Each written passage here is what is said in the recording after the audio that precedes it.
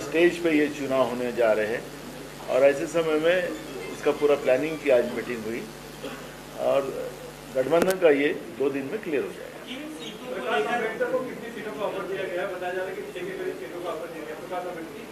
देखो बैठ के बात कर रहे हैं हम लोग, चल रहा है, उसमें चर्चा चल रही है, वो जब अंतिम होगा तब हमें बताएंगे।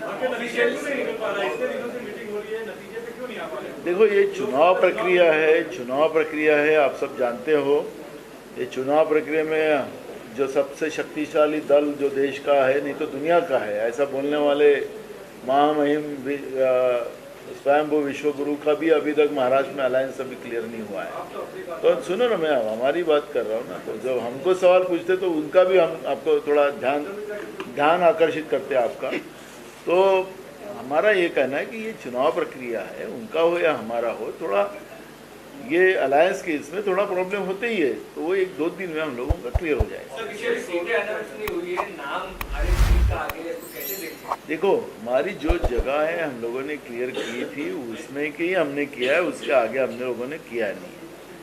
तो जो जगह हमारी क्लियर हुई थी उसमें किया है। हम लोग भी तो ज़्यादा सीटों पे कर सकते थे, लेकिन जब तक वो सभी सीटों पे जब तक प्रॉपर डिस्कशन नहीं होगा, मुंबई में अभी डिस्कशन नहीं हुआ, कई जगह पे डिस्कशन नहीं हुआ है, तो जब तक ये पूरा क्लियर होगा वैसे वैसे सीटें डिक्लेयर होंगी। नाना बाबू, कुल कितने सीटों पर अब तक क्लैरिटी हो चुकी है, उसके बारे में बताइए।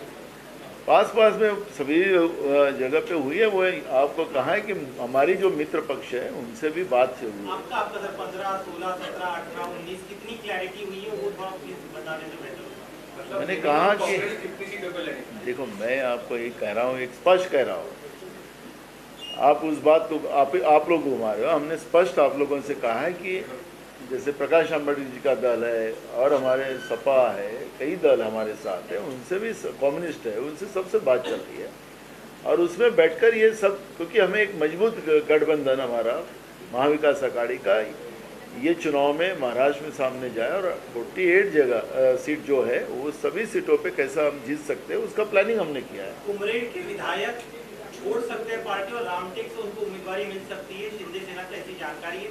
क्या आप लोग की बात हुई? राजू पारवे थे, उनका क्या कहना है? राजू पारवे परसों के दिन आपके साथ थे, हमारे साथ थे। आप कोई चैनल उसको चला रहा था और वो बता रहा था कि मैं तो इधर ही हूँ। तो ये चर्चा का विषय चलते रहेगा। अभी हमें कहा कि इलेक्शन की एक बार टिकटों का महायुति में भी फाइनल होने जान दो, तो देखो कैसे कैसे पोला फूटता है उधर भी। तो ये सब बातें तो अब चलती रहेगी, इसमें कोई छुपा नहीं है, ये सब बातें चलती रहेगी। किसी को दबाव में है, किसी को प्रलोभन है, ये सब चलते रहेगा। तो ये सब मामले स्पष्ट होगा। चलो मराठी।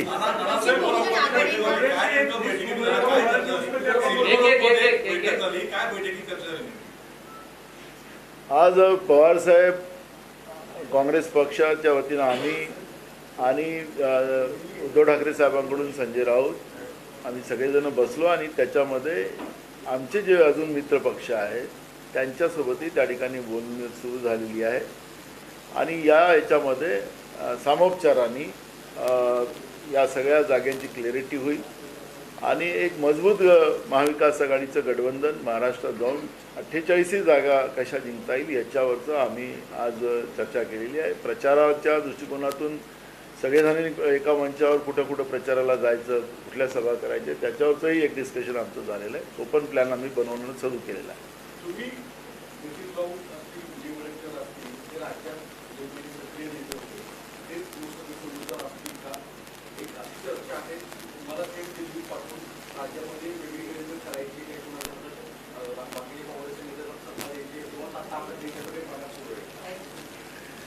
हे चुनाव प्रक्रिया आहे, त्याच्यामध्ये निवडणुकीच्या प्रक्रियेमध्ये आखरी प्रत्येक सीट आम्हाला जिंकायची आहे। त्याच्यासाठी ज्या जागा आम्हाला मिळतील त्या जागेवर आम्ही जिंकलो पाहिजे, त्या पद्धतीचा हायकमांड निर्णय घेत आहे। त्याच्यामुळे विधानसभा हा वेगळा भाग आहे। आता रेवंत रेड्डी हे खासदार होते तेलंगणामध्ये, राज्याचे मुख्यमंत्री झाले। त्याच्यामुळे या सगळ्या गोष्टीचं या निवडणुकीच्या प्रक्रियेमध्ये कुठला अर्थ लागत नाही। त्यावेळच्या निवडणुका ज्या ज्या येतात त्या त्या निवडणुकांमध्ये त्या त्या वेळची व्यवस्था निर्माण केली जाते आणि हायकमांड त्याच्यावर सगळं लक्ष ठेवून असतं।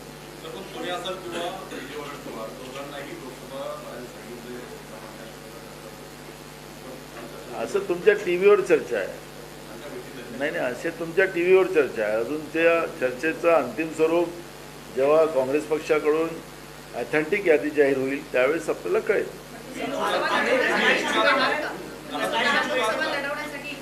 मला काय, मी पार्टीचा सिपाही आहे. पार्टीच्या आदेशाचं पालन करणारा मी कार्यकर्ता आहे. मागच्या वेळेस नागपूरला निवडणूक लढायला सांगितली, मी लढली आणि मजबूतीने लढली. हे तर आपल्याला सगळ्यांनाच माहिती आहे. त्याच्यामुळे जे काही पक्षाचे आदेश येतील त्याचं पालन करणं हे पक्षाचा सिपाही म्हणून माझं काम आहे.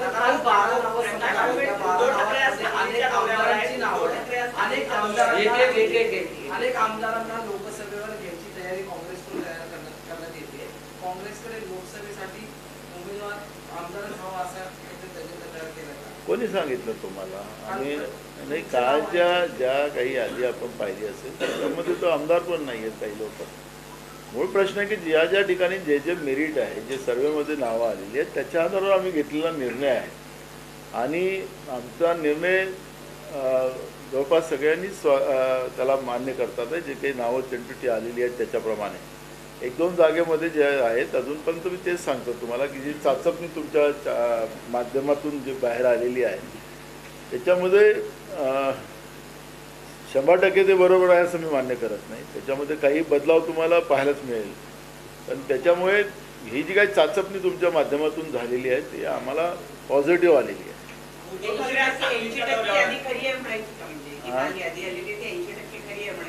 तुम्हाला 90%. उद्धव ठाकरे सांगलीच्या दौऱ्यावर आहे. सांगलीचे जिल्हाध्यक्ष विक्रम सावंत यांनी भूमिका मांडलेली आहे की उद्धव ठाकरे यांच्या सभेला स्वतः किंवा काँग्रेस पक्षाचे कार्यकर्ते जाणार नाहीत. एकीकडे इंडिया आघाडीच्या सभा होत असताना अशी भूमिका कुठेतरी पक्षाला किंवा महाविकास आघाडीला फटका बसणारी आहे का? ज्या जागेमध्ये अजूनही चर्चा पूर्ण झाल्या नाहीत त्या जागेमध्ये कुठल्याही अलायन्सच्या लोकांनी जाऊ नये एवढं एक त्याच्यामध्ये प्रिन्सिपल असतं. आज त्यांचं पूर्ण महाराष्ट्रात ठाकरे साहेबांचा दौरा चाललेला आहे. योगायोगाने ते सांगलीला चालले असतील, काही काम असेल त्यांना दुसरं. तर त्याच्यामुळे स्वाभाविक आहे की ते स्वतः जातात आहेत, कशासाठी जातात तर तो त्यांचा प्रश्न. सांगलीच्या जागेवर अनेक चर्चा चालू आहे. सांगलीच्या जागेवर अनेक चर्चा चालू आहे. 2014-2019ला तुम्हाला माघार घ्यावी लागली होती आणि 2019ला तर तुमचा कॅन्डिडेटच दुसरा चिन्ह होता. यंदा तुम्ही पुन्हा काँग्रेसच्या चिन्हावर लढवण्याची तयारी करता. पण ठाकरेंपुढेही उमेदवार स्वघोषित झालेला आहे. स्वघोषित आहे ना, तुम्हीच सांगितलं तर ते स्वघोषित आहे.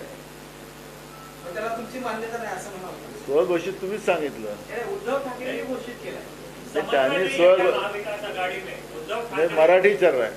नाही, मराठी चर आहे. महाविकास आघाडीमध्ये समन्वय नाही का? सांगली लोकसभा निवडणूक ही तुम्ही दररोज स्पष्ट आहे का? दुसरी गोष्ट संजय निरुपम ज्या जागेसाठी इच्छुक आहेत मुंबईची त्याचा स्टेटस काय आहे? कारण त्याच्यावर सुद्धा ठाकरे गटाचा दावा जो आहे तो तुम्हाला तेच सांगितलं. तुम्ही फिरवताय तिथल्या तिथं. आम्ही तुम्हाला एकदम स्पष्ट सांगितलं आम्हाला फिरवता येत नाही. आम्हाला जे सांगताय ते सरळ सांगता येतं. आमचं अजून आमच्या मित्रपक्षाशी चर्चा चालू आहे. थोड्याशा जागेचा अदलाबदला होईल ते तुम्हाला मगापासून इंडिकेशन देतो आहे. ते तुम्हाला सांगते तर तुम्ही येऊन जाऊन ते लढणार की नाही, ते लढणार की नाही, तुमचं महाआघाडीमध्ये एकमत आहे की नाही हे असे प्रश्न तुम्ही विचारताय. तुम्हाला मी जे सांगितलं ही लाईन आमची बरोबर आहे आणि हे आम्ही ठरवून सगळ्या पक्षाचे लोक आम्ही हे मांडतोय. जो फॉर्म्युला पद्धतीने दिला गेला होता हे खरगे साहेबांना त्यांनी प्रकाश आंबेडकरांनी भूमिका मांडायला सांगितली होती. 2 दिवस झाले काँग्रेसकडे त्या संदर्भात एक स्पष्टता. आज आम्ही तुम्हाला सांगितलं की त्यांचं आमचं बोलणं झालेलं आहे. म्हणजे विशेष करून आज जयंत पाटील त्यांच्यासोबत बोललेत, मिसेस आंबेडकर पण बोलल्यात आणि त्याच्यामधून आता मार्ग काढतो आम्ही आणि त्या सकाळी बसून आम्ही सगळे लोक तिथेही आम्हाला सेपरेट नाही, आमचं महाविकास आघाडी म्हणूनच आम्ही सगळे लोक निर्णय घेऊ. त्यामुळे आजच चर्चा झाल्या. त्याच्यामुळे आम्ही तुम्हाला सांगतो की 1-2 दिवस लागेल याला. 1-2 दिवसामध्ये हा प्रश्न निकाली येईल. एक मुंबईचा प्रश्न आहे की दक्षिण मध्य मुंबईत एकनाथ गायकवाड हे स्ट्रॉंग उमेदवार होते पण लातूरमध्ये ते आता त्यांच्याकडे जो शिवसेनेचा खासदार आहे तो शिंदे गटात आहे. तर ठाकरेंकडून अनेक देशांची ब्रँडिंग होत असताना तुम्ही वर्षा गायकवाड यांच्याही नावाची चर्चा होती. तुमच्याच वाटेत येणार आहे ते तुम्हाला तेच सांगत आहे की आत्ता काही जागांचा अदलाबदल होऊ शकतात. मित्रपक्षाच्या विचारामुळे काही बदलाव होतात ते तुम्हाला सांगत आहे, तर तुम्ही तिथंच तुमचं मर्फीच्या रेकॉर्डसारखं ते लटकताय रिंग, तर तुम्ही उत्तर काय देऊ? महाविकास आघाडीमध्ये तुम्ही बलिदान करणार का मग? महाविकास आघाडीमध्ये तुम्ही तुमच्या जागांवर तुम्ही बलिदान करणार का? बलिदानाचं काम नाही. 48 जागा महाविकास आघाडी लढेल, कोणालाच बलिदान करायची गरज नाही. काँग्रेस एक पाऊल पाठी येऊन भाजपला टक्कर देणार. आम्ही पाठी आणि उठी असं नाही करणार आहोत. 48 जागा, कारण की भाजपला महाराष्ट्रातून परास्त करणं हाच आमच्या महाविकास आघाडीचा मुख्य प्लॅन आहे आणि त्याच पद्धतीची ही तयारी आम्ही करतो. एक सवाल जो भी चर्चाएं हो रही है, वहाँ देवेंद्र फडणवीस, चंद्रशेखर बावनकुळे, चंद्रकांत दादा पाटिल, बीजेपी की पूरी ताकत महाराष्ट्र में घूम रही है, कांग्रेस की बातचीत में उलझी हुई है। हमारा काम शुरू हो मेरा चुका सवाल हाँ. तो ऐसे में ऐसे लगता है कि भाजपा एक जो लड़ाई कर रही थी या एक कदम पीछे आकर महाविकास आघाड़ी को, देखो भाजपा की परिस्थितियाँ क्या हुई है महाराष्ट्र में, आप मेरे से ज़्यादा जानते हो, आप मीडिया के लोग हो और आपको सब पिक्चर क्लियर है. भाजपा डरी हुई है महाराष्ट्र में. गुजरात में जब चुनाव आप ले रहे हो तो एक ही फेज में ले रहे हो. महाराष्ट्र में 5 फेज में लेने की क्या जरूरत थी? उनकी सरकार है महाराष्ट्र में. क्या कानून व्यवस्था बिगड़ी हुई है? क्या आतंकवादी और नक्सलवादी है पूरे महाराष्ट्र में कि इनको उसके सिक्योरिटी के हिसाब से उनको 5 फेज में इलेक्शन लेना पड़ा? गुजरात और महाराष्ट्र में इतना डिफरेंस क्या है कि तुम्हें 5 फेज में चुनाव लेनी पड़ी? इसका जवाब तो उनको बीजेपी को देना पड़ेगा. इतना लंबा समय महाराष्ट्र में ये चुनाव की प्रक्रिया करवाना, ये तो बीजेपी का डर है ये कि 5 फेज में इलेक्शन करके उनके नेताओं को ज़्यादा समय कैसा मिले और कोई भी हालत में झूठ मूठ बोलकर, झूठे सपने दिखाकर और जितना हमको कैसा है उसकी कोशिश, असफल कोशिश वो लोग कर रहे हैं और उनकी हार तय है. और इसलिए ये कोशिश कर रहे हैं, करने दो. वो घूम रहे क्यों घूम रहे? क्योंकि अब साड़ियाँ बाटी कंट्रोल के दुकान से, तो साड़ियाँ भी फटी बाटी. अब वो अपना जो फटापन है वो छुपाने के लिए घूम रहे. इनको तो लोग, अब प्रक्रिया शुरू हुई है, मैदान चालू होने दो. जब चुनाव आएगा तब लोग इनको, बीजेपी को कैसा जवाब देना है लोगों ने डिसाइड किया है. सवाल ये था कि सामने की सीमा या पुणे की सीमा या वंचित ने जो 7 जिले को कांग्रेस को समर्थन देने का पत्र लिखा, तो महाविकास आघाड़ी को जिताने के लिए कांग्रेस अपने सीटों का बलिदान करेगी. ये बलिदान का इशू नहीं है. आखिर हम तुमको बार बार ये कह रहे हैं कि ये बलिदान का कौन अपहरण ले रहा है, कौन छोटा हो रहा है, ये बात नहीं है. देश की संवैधानिक और लोकतांत्रिक व्यवस्था का बीजेपी की वजह से खतरा पैदा हो चुका है. खतरा फायदा ही नहीं था, खतरा ही हो गया है. ऐसे समय में जिस कांग्रेस ने देश को आज़ादी दिलाई, उस कांग्रेस ने जिस आज़ादी के बाद में डॉक्टर राजेंद्र प्रसाद जी की अध्यक्षता में डॉक्टर बाबा साहब अम्बेडकर जी के विचारधारा से जो संविधान इस देश में बनाया, उस संविधान ये दुनिया का सबसे लोकतांत्रिक संविधान है और इस संविधान को बचाना ये कांग्रेस का दायित्व है. और कांग्रेस इसको पूरी कोशिश कर रही है. और इसलिए जितने भी जो दल है जो बीजेपी के विरोध में है, उनको एक साथ लाके ये महाराष्ट्र से बीजेपी को सत्ता से बाहर कैसा निकालना, क्योंकि महाराष्ट्र एक है कि देश का एक परिवर्तन लाने की ताकत रखता है. ये छत्रपति शिवाजी महाराज की भूमि है, शाहू अम्बेडकर विचारधारा की भूमि है. इसलिए तो हमने कोल्हापुर में शाहू महाराज को खड़ा किया. तो ये विचारधारा जो है, ये विचारधारा इस देश की लोकतांत्रिक व्यवस्था को मजबूत बनाने का काम करती है. और इसलिए हम लोगों की कोशिश है कि इसमें पूरी तरह कहीं भी कोई लैकुना न रहे, ये कोशिश हम कर रहे हैं. तो इसमें बलिदान का शब्द नहीं आता. ये देश, हाँ, हमारा उससे कोई फर्क नहीं है. ये कोई, वो लोग भी अगर जगह ले रहे तो उनकी जहाँ अच्छी है तो वो लेंगे ना, जहाँ हम अच्छे हैं वहाँ हम लेंगे, मेरिट के आधार पर डिसीजन लेंगे. एक सवाल सर, बीजेपी की तरफ, बीजेपी जहाँ जहाँ हारने वाले पोजीशन में वहाँ वो एडजस्टमेंट करने के लिए तैयार है, छोटे दलों को भी साथ लेकर कुर्बानी दे रही है. आप लोग जहाँ पर लड़के हैं, परसेप्शन ऐसा हो रहा है कि उन्हें वो अल्टीमेट गोल देख रहे 405 का. अगर आप भी जो है बीजेपी को हराना है, तो जहाँ पर आप कन्विंस नहीं है कि जहाँ पे आप लोग है ना 2 बार चुनाव हार चुके, जैसे सेना बार बार दावा करती है। तो क्या आप बड़ा भाई होकर बड़ा दिल दिखाने के लिए कांग्रेस क्यों तैयार नहीं हो रही है, जिस वजह से उनका कहना है कि सांगली की सीट पे 2 बार हार चुके हैं, भिवंडी की सीट हो चाहे यहाँ पर दक्षिण मध्य मुंबई की सीट हो, उनकी दलील है कि आप लोग बड़ा दिल दिखाइए, रियलिटी को समझिए और एडजस्ट करके आगे बढ़िए। अल्टीमेट गोल बीजेपी को हराना होना चाहिए, ना कि अपनी सीट को बनाकर रखना हो। शिवसेना आपके सामने क्या बोली मुझे पता नहीं, लेकिन हमारे मीटिंग में जो डिस्कशन हुआ उस डिस्कशन का मैंने आपके सामने वक्तव्य रखा है। हम अलायंस को एक दोस्ती की तरह और पूरी मैत्री के साथ हम उसको निभाना चाहते हैं। पीछे कौन क्या बोल रहा है उसकी तरफ हमें कोई ध्यान देने की जरूरत नहीं है। हमारा स्पष्ट है, हमारी लाइन स्पष्ट है, और हमारे नेता राहुल गांधी जी ने जब पूरे देश की पदयात्रा की, 10,000 किलोमीटर को उन लोगों ने जिस तरह से लोगों की भावना और जन भावनाओं को समझकर जो हम लोगों ने 5 गारंटीज विशेष करके, जो महिलाओं के लिए 5 गारंटी, युवाओं के लिए 5 गारंटी, किसानों के लिए 5 गारंटी, कामगारों के लिए 5 गारंटी और युवाओं के लिए 5 गारंटी, ऐसे 25 गारंटी हमने दी है। वो राहुल गांधी जी को जो लोगों ने भावना रखी उसी आधार पर जनमत को हमने उनको न्याय देने के लिए उस तरह का एक विश्वास जनता के बीच में हमने डाला है।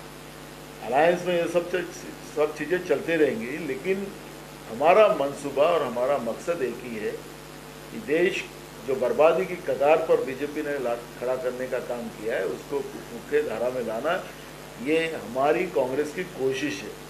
और इसलिए जो हमारे मीटिंग में जो डिस्कशन हुआ उसके बारे में हमने आपको बात रखी। पीछे में और कोई बात करता है तो उसका जवाब देने के लिए मेरे पास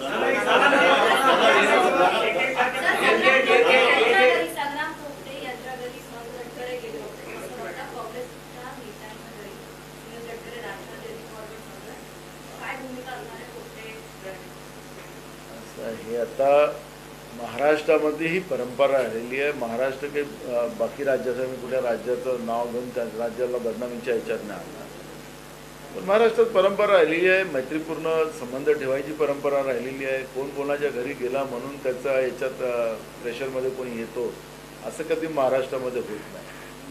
आज निवडणुकीचा काळ आहे, कोणी कोणाच्या घरी गेला म्हणजे त्याचा अर्थ की त्याला सपोर्ट करायला पवार साहेब गेले, नाही ऐका ना, भाग असो कोणी चालतंय, ही परंपरा आहे। निवडणुकीच्या प्रक्रियेमध्ये लोक कोणाच्या, मी आता आमच्या कसब्याच्या निवडणुकीच्या प्रक्रियेमध्ये गिरीश बापटांकडे मी बसलो होतो, ते आमचे मित्र आहेत होते, आता नाही आहेत ते। याचा अर्थ की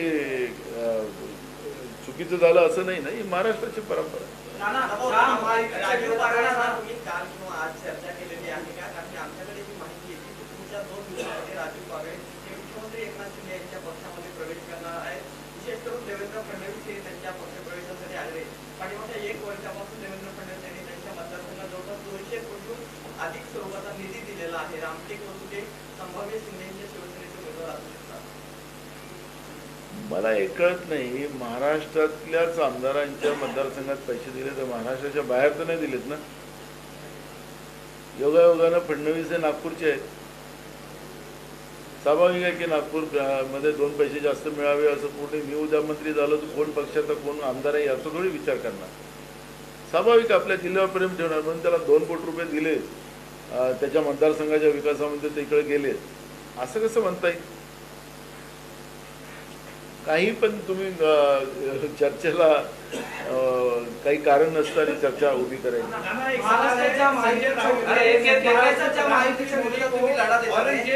औरंगजेब का है जिसको लेकर अब बीजेपी उसे एक बड़ा मुद्दा बना रही है। इसके पहले राहुल गांधी ने एक हिंदुत्व शब्द का इस्तेमाल किया, कहा कि शक्ति से लड़ना है, और अब औरंगजेब का मुद्दा है। तो कैसे देखते हैं आप एक चुनावी मुद्दा अब बीजेपी की तरफ से बनाया जाए? मुझे बीजेपी के पास कोई मुद्दे है ही नहीं। राहुल गांधी जी ने शक्ति का नाम लिया, शक्ति हिंदू में शक्ति को बहुत बड़ा महत्व है, लेकिन 2 शक्ति है, एक रावण की शक्ति है और एक भगवान श्री राम की शक्ति है। तो हम भगवान श्री राम की शक्ति के साथ हैं। अगर दूसरे लोगों को दूसरी शक्ति का यूज जो कर रहे हैं तो उनको हम क्या बोलेंगे, उनको जवाब तो वही देंगे। अगर हिंदू की बात करते हो तो जहाँ महिलाओं पे अत्याचार हो रहा है, मणिपुर में महिलाओं के ऊपर उनकी इज्जत लूटी जाती है, उनके निवस्त्र किया जाता है, उनको जलाया जाता है, तो ये कौन से हिंदू की परंपरा है? हम पूछना चाहते हैं उनको, बीजेपी को, ये बुरी शक्ति के साथ वो लोग हैं, वो बुरी शक्ति के विरोध में राहुल गांधी है, तो फिर गलत क्या बोला है? हम वो बुरी शक्ति के विरोध में हैं, हम जो भगवान श्री राम की जो शक्ति है उसके साथ हम लोग हैं। और औरंगजेब के मुद्दे पे क्या कहेंगे सर? औरंगजेब से तुलना की गई है संजय राउत द्वारा।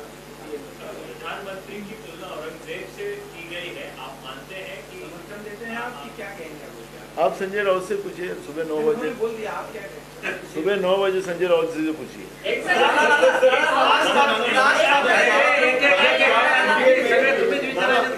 एनडीए में कांग्रेस पर किसी तरह का दबाव है, इसलिए पूछ रहा हूँ क्योंकि आप लोग भले ही मैरिज और दोस्ती की बात कर रहे हैं, लेकिन वहीं दूसरी तरफ शिवसेना जो है वो अंदर खाने अपने कैंडिडेट्स को कह चुकी है तैयारी करने के लिए।